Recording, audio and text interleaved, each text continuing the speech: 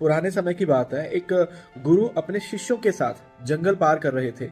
जंगल में अंधेरा हो गया, शाम होगी तो सोचा कहीं रुका जाए।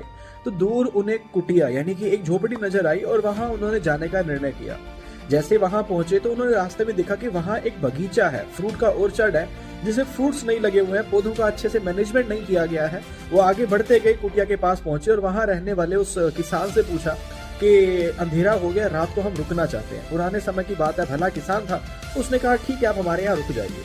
उसने उनके रहने की व्यवस्था की, उन्हें खाना खिलाया पिलाया।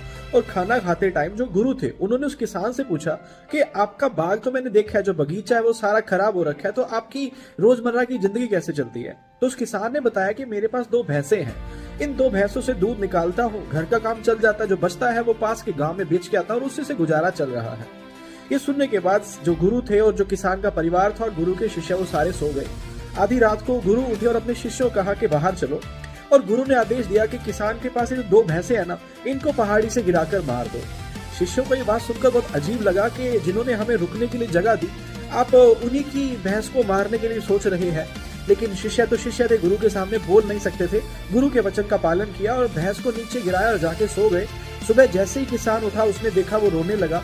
और तब तक साधु जो गुरु थे और जो शिष्य थे उन्होंने बोला कि हमें यहाँ से जाना है।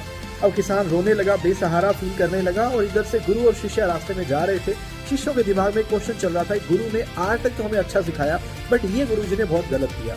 ऐसे ही वो अपने रास्ते पर निकले और पहुंच गए अपनी मंजिल पर। 1 साल, 2 साल, 3 साल निकले। गुरु जी बूढ़े हो गए, गुरु जी की मृत्यु हो गई। कुछ सालों के बाद उन शिष्यों का उस जंगल में से फिर से जाना हुआ और रात पड़ी, अंधेरा हुआ, रुकने का निर्णय लिया। तो उन्होंने सोचा कि कहीं रुकते हैं। तो उन्होंने देखा एक बहुत बड़ा ऑर्चर्ड था, उसके अंदर बड़ा सारा घर बना हुआ था। उन्होंने सोचा क्यों ना यही रुका जाए। वहां गए, उन्होंने जैसे किसान को देखा तो जाते ही पहचान लिया कि अरे ये तो वही किसान है। लेकिन जब आसपास का नजारा देखा तो सब कुछ बदल चुका था। ऑर्चर्ड बहुत अच्छे से मैनेज था, बहुत बड़ा घर बना लिया था। और शिष्यों ने, यानी कि जो पहले 3 साल आए थे, उन्होंने 3 साल पहले जो आए थे, उन्होंने उस किसान से पूछा। तो किसान ने बताया कि आज से 3 साल पहले ऐसे ऐसे मेरी भैंसें मर गई थी, मेरे पास कुछ भी सहारा नहीं बचा था, फिर मैंने इस ऑर्चर्ड को मैनेज किया। आज इस ऑर्चर्ड से बहुत सारा प्रोडक्शन होता है, जिससे मैं बेचकर पैसा कमाता हूँ और अब मैंने बड़ा घर भी बना लिया।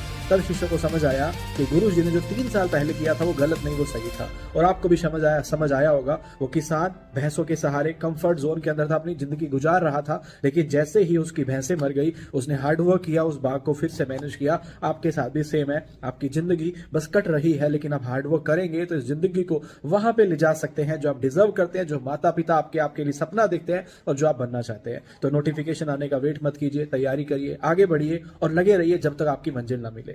All the best.